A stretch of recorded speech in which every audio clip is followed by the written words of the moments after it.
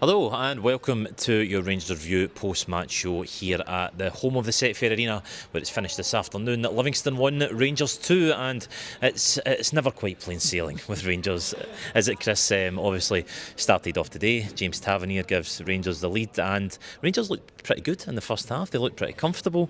They certainly started the game better than I think they've started games recently.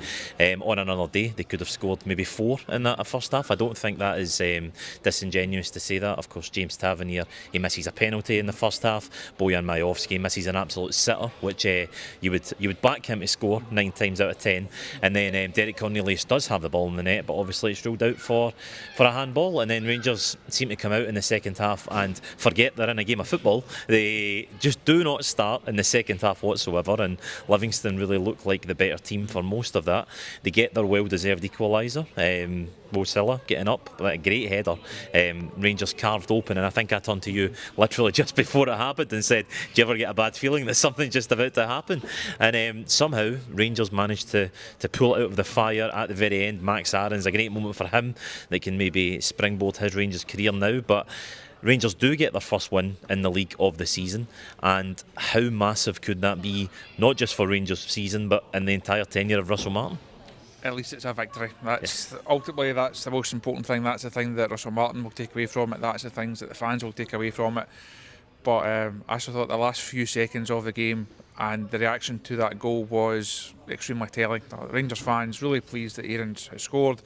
Great moment. Everybody sings and cheers and shouts.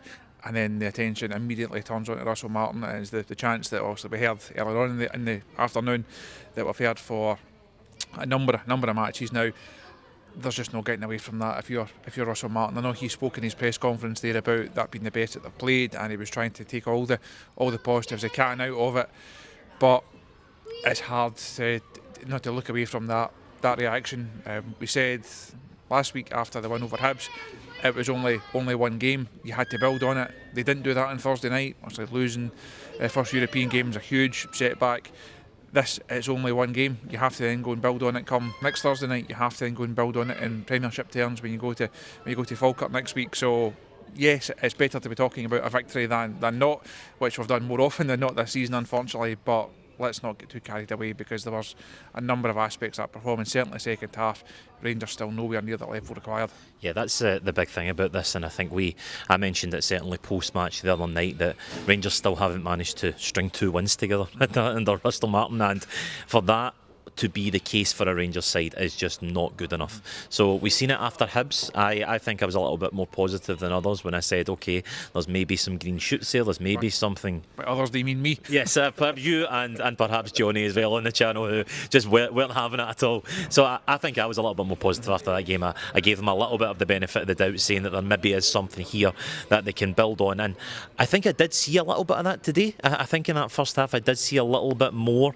of what Russell Martin is trying to do. I don't know if I'm way wide of the mark there in terms of I definitely seen, if Rangers score a second goal in that first half, it's a completely different game. I think it gets put to bed, and I think we're talking about quite a routine victory here today for Rangers, but they don't get that second goal, and the real concern is in that second half they just fall off a cliff.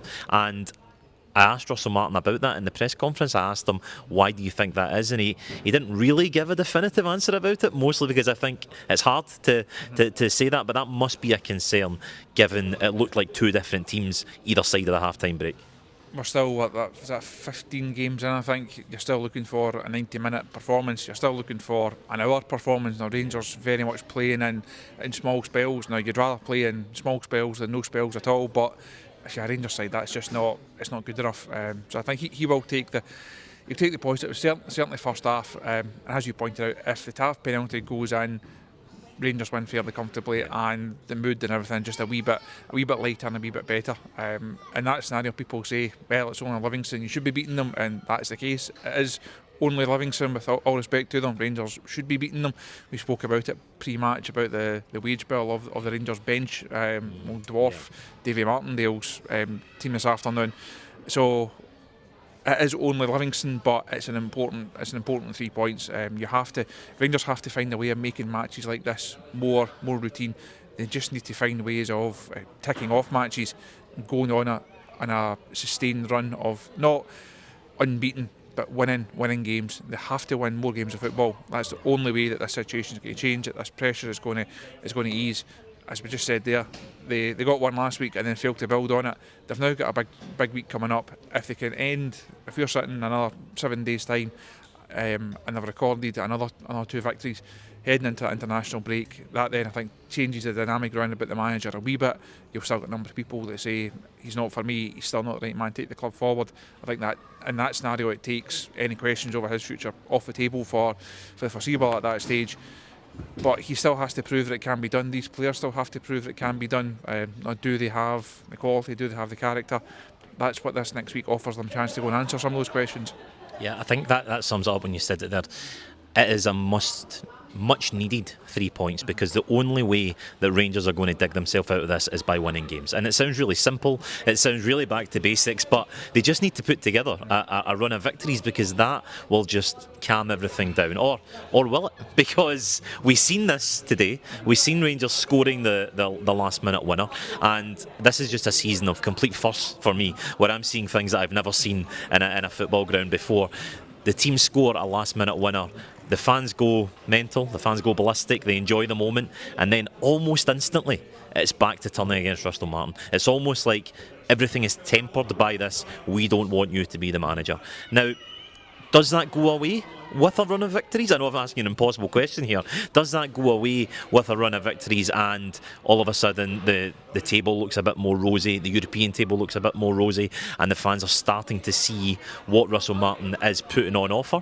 But today it just seemed like even the win, the fans are still going to leave with the same impression as they came into it with, going, you're not the man for us and we don't care how you even do it today. It really depends how long that run is. If you're talking 3 games, is that going to be enough? Of course it's not. 3 games is not enough for Rangers. If you say that you'll go and win the next 10, 11, 12, that's then a different scenario. That then answers one of the big questions of can they put that type of run together. That could potentially make the Premiership table look very different. As you say, it could make the Europa League table look very different. There's a couple of games in that competition in that run as well. But there's been nothing for the fans to hold on to suggest that type of run is possible. So yes, they've been frustrated with the results and the performances, but they've not had anything to say a wee bit of short-term pain, and it will be worth it. That's why people are as angry, that's why there is downbeat, that's why the reaction that you see here and Ibrox and in the away games that we've had, that's why it's as vociferous, because they just don't see anything to really buy into and to hold on to. So if they're to win today and follow that up over the next couple of games, yes, it'd be great. Russell Martin might think it takes a wee bit of the pressure off. Go and lose the game after that, it doesn't. Said last week, he's in the situation, he can win 5 or 6. If you then lose the one after that, people say, see, we told you. All those previous criticisms and all that hard feeling then comes back. When you see run, it really has to be well into the double digits before these fans will start to turn. Some may never will do. Some will say, no, I don't care what he does. He's not the right man for us. Time will tell in that regard, but only Russell and this squad can go and give themselves that opportunity. Yeah, I don't know if you agree with me, but I think one of the issues this afternoon, and really of the whole season, despite the positives that I did mention earlier on about today's game, Rangers really struggle to control a match. They really struggle to set their own tempo. Even when Rangers were playing well today, it was chaos. It was a bit all over the place. I mean, Livingston were flying into tackles, Rangers were flying into tackles, and it just seemed a bit like nobody could really put their foot on the ball. And I must admit, I thought Nico Raskin might be the person to do that, to come back into the team, to maybe try and dictate play a little bit, but Rangers really don't have a player like that at the minute, and I think that if the recruitment team has got anything about them going forward, this is certainly where I think Rangers should be looking to get someone who can dictate the tempo of a match and just slow the whole thing down. You've seen it a little bit with James Tavernier today. He was popping up all over the place. Alright, he did get played in about 5 different positions by the manager, but even of his own accord, he was moving all around the park, trying to make something happen, trying to drag his team forward and trying to be that sort of quarterback to really make the plays that would drive Rangers in. So I think that going forward, Rangers really need to be able to try and assert themselves on a game and take hold of it. It's still a team and a squad that's got issues in it. There's no getting away with that. Now, a couple of wins aren't going to change that. It's still a squad where people are questioning the mentality of it fairly. It's still a squad people are questioning. It's a bit lopsided in some areas, or short of sort of a left back, for example. You're still looking at a lot more from a number of these players. You're looking at the chance that Miovski had in the first half, thinking, well, would Dessers have scored that, or would Morelos have scored that, and do we have a striker of that level? That's a question that Miovski has to go and answer. That's questions that Shanita has to go and answer. You're looking at guys like Tav, it's the older guys, the guys that you know will pop up with these moments. He should have scored the penalty. I think it's a 20th penalty that he's missed. The BBC put that stat out earlier on. He has scored 71 though, so let's give him a wee bit. We'll let him away with some of the 20. Yeah. But you're still looking at that squad saying, does it have enough? And that relates to the squad, relates to the manager, relates to everything around this football club. Is it the right people? Is it the right setup that's in place? Again, that's what these next few weeks and months offer the opportunity for a lot of people on and off the park to go and prove. Yeah, that next game coming thick and fast on Thursday night against Sturm Graz over there. You'll be over there for the Rangers review. How massive is that Rangers just go on and just build on this? Because as we've said, as we've spoke about this whole video, they just need another win. They just need 2 in a row, and then they need to use that to climb up this ladder. So Thursday night is going to be a real test of, okay, have they actually learned anything from winning this? Has that late winner actually bonded the group and sent them to a better place? It's huge for Russell Martin, obviously, as we've just discussed, in terms of building that momentum, in terms of another win to ease a slight percentage point on the pressure scale. Really important in European terms. Now you look at how this league phase could unfold. The fixtures that Rangers have got coming up, it's kind of weighted, if you like, some of the easier ones on paper, at least at the start. They've not taken advantage of one. It was a really poor result the other night against Genk. Ibrox home game against that level of opposition, you really need to be taking 3 points from it. So they put themselves on the back foot in the Europa League already. If you're to go 0 from 6 in the first 2, knowing you've still got Braga to come, knowing you've still got Roma and Porto to come towards the end as well, that puts a lot of pressure on the next couple of games in that competition, because we know how important European income is for Rangers, the European occasions are for the players and the fans. It's a hugely important bit. It's not the most important bit this season. That's obviously games like this and trying to win Premiership silverware. But you can't overlook the importance of European football for Rangers as a team and as a football club.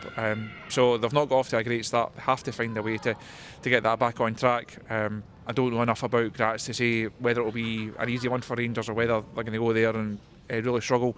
We'll see what their mood in the camp is and their build-up. As you say, I'll go over there for the press conference on Wednesday. Rangers on Wednesday night, and we'll see come Thursday night. We'll see if Rangers can, as we've just spoken about for the last 10-12 minutes or so, can they go and build on it? Can they go and answer some of those questions? Or will I be on a Zoom on Thursday night speaking about familiar issues and familiar levels of result and performance? Well, that's all from us here in West Lothian. It's been a dramatic day, but Rangers do finally get that first league win. Thanks again for watching, and thanks for listening.